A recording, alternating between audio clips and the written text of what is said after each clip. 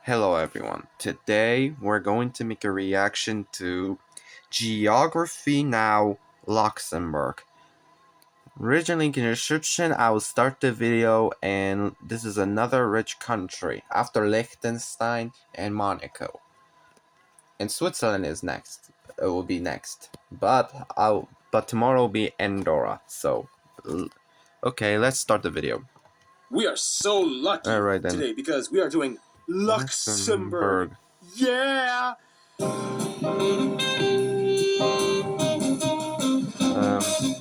For Madagascar Just make sure episode. you don't call it Little Switzerland. Not really. Okay. I mean, there's both the country and movie called Madagascar. Okay.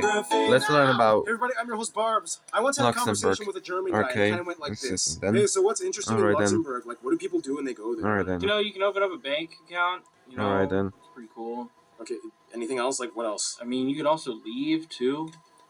No, but seriously, Luxembourg is kind of like this curiously distinct nation with a lot of mixed hybrid culture cues that have jumbled up to create what it is today. Oh, and it's like super small. You can drive across the entire nation in like 45 minutes. Let's find out where it is on the map now. Okay, let's learn political geography. You know what's funny? I feel like we're kind of just playing copy and paste because we did Liechtenstein, another rich landlocked microstate tax haven, and now it's happening again. First of all, Luxembourg is a landlocked nation located in Western Europe, right along the tri-point of France, Germany, and Belgium. The country is only about 35 miles or 57 kilometers wide and 51 miles or 82 kilometers long, interesting and beautiful country too. I love Luxembourg. Area, or 2,500 square kilometers. The country is made up of 12 cantons, the capital of Luxembourg City located in the south, which also acts as one of the 3 capitals of the EU, in addition to Brussels, Belgium, and Strasbourg. Luxembourg City also holds the European Court of Justice, the highest judicial authority have in the same name as the capital. Towns and cities. The largest ones after Luxembourg City are Esch-sur-Alzette and Differdange. The country has one main airport, Luxembourg City International, close to the capital, which is actually the 5th busiest cargo transporting airport in Europe, servicing 3 large shipping airlines, Cargolux, China Airlines Cargo, and Qatar Airways Cargo. Yeah, when you want to make quick cash, you gotta make yourself a transport hub with great international trade rates. You know what I'm talking about, Singapore. What can I say? Now, I have not reacted the country is kind of divided into 2 main regions when it comes to populace. The Ösling, or IJsselmeer in the north, which has most of the higher hills and forests, and the flatter Jutland in the south, where about 85% of the population lives. Luxembourg actually used to be a lot larger in the past until 3 partitions happened from the French, Prussians, and finally the Belgians in the 1800s. To add insult to injury, they actually named their largest southern region touching Luxembourg the Luxembourg region. For such a small land area, though, Luxembourg is incredibly compact with amazing ancient sites and landmarks and businesses. Over 100 castles, 75 of which were built in the Middle Ages. I mean, there's a reason why they were labeled the European capital of culture twice. Over 150 main banks and many companies like Skype, Amazon, Pepsi, JP Morgan, FedEx, and IKEA have their European headquarters in Luxembourg. So yeah, this place knows how to keep busy with commerce. Speaking of which, some notable sites of interest might include the Luxembourg Catacombs, the old quarter of Luxembourg City, the National Museum of History and Art, the Bakken City casements and tunnels, the Mondolf-les-Bains, Clairvaux Castle and Abbey, Burdorf Rocks, Parc Marviot, smaller castles like Beaufort, Hollenfels, Volschied, La Rochette, and the Grand Ducal Palace of Luxembourg. Lots of stuff happening in such a small space. National Museum of History and Art would be the fun mill. Okay, let's learn about physical Luxembourg geography. is sometimes referred to as the green heart of Europe, speaking of which they do kind of have the highest ecological footprint in the world. First of all, as mentioned before, the northern part of the country, or the Ösling Highlands, are part of the greater Ardennes hilly range that extends across South Belgium into Germany, with the tallest peak at only 560 meters, Neef Summit, just 1 meter taller than Bergplatz, which is often mistaken for the highest point, but it's not. Most of the country's 30% forest coverage can be found here and in the eastern Mullertal forest. From here, the important rivers, the Sur, Volz, and Alzette, all join up in the middle, whereas the largest body of water being the upper Sur Lake Reservoir. However, the longest river is the Moselle, flowing along the border with Germany in the east. Alright, technical facts out of the way. Let's see some other things to note. Luxembourg only gets about 61 days of sunshine a year, so get your vitamin D supplements. Amateur. They have the highest consumption of wine per capita out of any country in Europe. Wrong. I challenge you to wine off Luxembourg. Fake Luxembourg. They also have the highest rate of car ownership at about 650 per 1,000 residents. The national animal is the goldcrest bird and the lion because Africa, right? Actually, in ancient times, lions did naturally inhabit parts of southern Europe and Asia. However, today, due to human interaction and natural environment shifts, they're actually almost exclusively found in Africa. No, thank goodness you're here, okay? Because I've been meaning to take a break from teaching these freaking annoying, the adorable subscribers of mine. I need a triple shot of espresso, okay? You know how the teleprompter works. The audience loves you. Okay, take it away.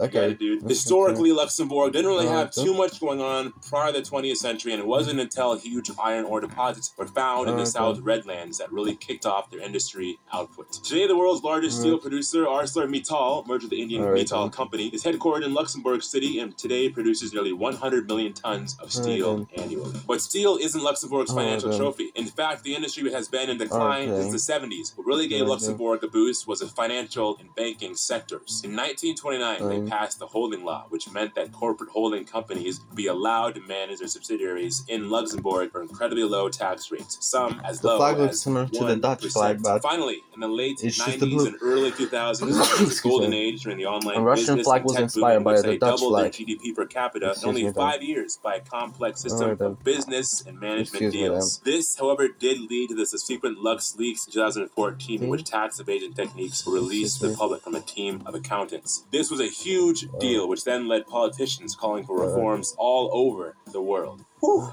Cool. Thanks a lot, Noah. Yeah, no problem, buddy.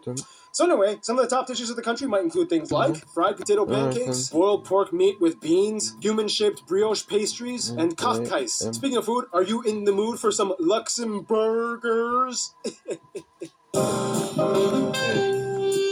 In the next episode, so demographics. Luxemburger. That's what you call somebody from this country. Luxembourgish is what you call the language and something from this country. Luxembourgeois is the French word for both, but the locals here call it Luxembourg. Remember in the Belgium episode, we talked about how Belgium is kind of like a mix between Dutch and French influences? Well, Luxembourg is like a mix between German and French, but don't exactly say that to them, even though they all literally speak German and French. We'll get to that in a bit, but first of all, the country has about 600,000 people and is the second richest country per capita after Qatar. The nation is about 56% native Luxembourger, whereas about 17% are actually Portuguese, 7% French, and the rest are made up of a slew of other nations, mostly Europeans, with Asians and Africans mixed in. They use the euro as their currency, they use the Type C and F plug outlets, and they drive on the right side of the road. Back to the language thing. Luxembourg is pretty much a trilingual nation. Technically I watch almost learns German at age 6, French at age 7, and in high school the language switches from German to French. The citizens, though, usually all start off with the national language Luxembourgish, which is a Germanic language related to German, but do not call it a dialect of German. They hate it when you say that, even though the two are not that far off. I mean, you get some discrepancies. Also, Dutch is also part of the Germanic family. Warum, Klinik versus Krankenhaus, Geek versus Kugelschreiber, and the list goes on and on. There's websites devoted to this. But overall, the grammar and syntax are pretty intelligible. But it's definitely not a dialect. Overall, yeah, they learn English in school at around age 12, so in a sense, many people might actually be quadrilingual, but all administration and media are published mostly in French or German or Luxembourgish if you request it. And nowadays, Portuguese is spoken everywhere too, since nearly a fifth of their population is Portuguese. Luxembourg is also a hereditary constitutional monarchy with the last Grand Duchy in the world. What is a Grand Duchy? Keith, explain.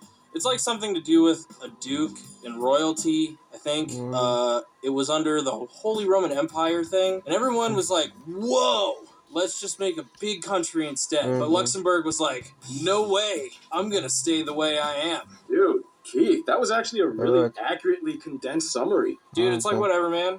You know? Obviously. Keith, it's Keith. Oh, Keith. Okay. Basically, Henry Grand Duke of Luxembourg has been reigning since 2000. He married Cuban-born Maria Teresa Mestre y Batista, had 5 children with her. His legislative duties are limited as a constitutional monarch. He can appoint the prime minister, ambassadors, dissolve the Chamber of Deputies. He's commander-in-chief of the rather small army of about 800. He also acts as a representative in diplomatic affairs. Him and his family also live in Berg Castle. Now, despite the influx of wealth over the years, they do have the largest external debt per capita, though, at around 3.5 million per citizen. So 3.5 million times 600,000 for the population. Whoa. Yeah, but if your rate of fiscal growth exceeds that of your deficit percentage, your country is still categorically in the clear, technically. Oh, okay, so they're still good then, right? Yeah. Oh, okay, cool. Yeah, that's kind of why after all those Lux leaks, they were like, hey, let's follow the U.S. and invest in space mining. That'll expand our portfolio. I swear, these episodes are becoming more and more like a consumer economics course. Culture-wise, Luxembourgers are quite unique in that they kind of have to coalesce 2 worlds of the French and German sides while maintaining their own native one. To varying degrees of devotion, about 87% claim to be at least part of the Roman Catholic Church. They're the last country to have the formal dancing procession celebrated on Wheat Tuesday, the day after Pentecost, in which 10,000 men, women, and children gather in Echternach honoring the 7th century monk St. Wilfrid by doing a 1.5-kilometer hopping dance. Speaking of which, history. This dude in 963 AD basically built a fort. From there, Luxembourg City is developed. Wars over ownership with the Holy Roman Empire, Dutch, French, and even Spain was involved for some reason. 1939 independence, some drama with Belgians and Prussians. Both world wars invaded by Germany. 1950s is one of the founding members of ECSC, a predecessor to what would become the EU. 1980s, money starts really flowing in. 2000s, money really starts flowing in. 2014, LuxLeaks, the space money thing comes in, and here we are today. Some notable people of Luxembourgish descent might include Jean-Claude Juncker, Josie Bartel, the Schleck brothers, Kim Kirkin, Charlie Gall, Giles Mueller, Edward Steichen, Georges Christian, Jimmy Zabello, and David Goldrake, and of course the noble family of Luxembourg. Sweet, that just about does it for this segment. Let's move on to the last part, the Friends zone. Let's learn about friend zone quickly. all across the world you get places like Luxembourg, small yet powerful. And when you are a country like that, everything becomes kind of relations with Belgium and continuity of your existence. Netherlands. France and Germany are of course really close. They give their biggest business and trade with Luxembourg. The people can communicate perfectly fine. People cross the border to either work or shop in the country every day. Plus, alcohol and gas are usually cheaper. Portugal and to some extent Cabo Verde are close friends as they make the largest minority group in Luxembourg. Radio stations sometimes even play Portuguese music and broadcast to accommodate. Of course, as part of Benelux, the Netherlands does great business and trade. They love stopping by and hanging out with their southern friends. However, most Luxembourgers I talked to have said Belgium is probably the best friend. Before the euro was introduced, they pegged their old currencies. They could even exchange them. And the Luxembourg military trains often in Belgium. On top of that, Grand Duke Henry's mom was Belgian, which makes him cousins with the current king of Belgium, King Philippe. In conclusion, it's really no surprise why Luxembourg was selected to be the host of one of Europe's capitals. It in itself is a melting pot of pan-Europeanism with a populace that prides itself on being versatile. One more Stay tuned. Benek. Madagascar is Goodbye. coming up next. I will finish later Benek's country soon.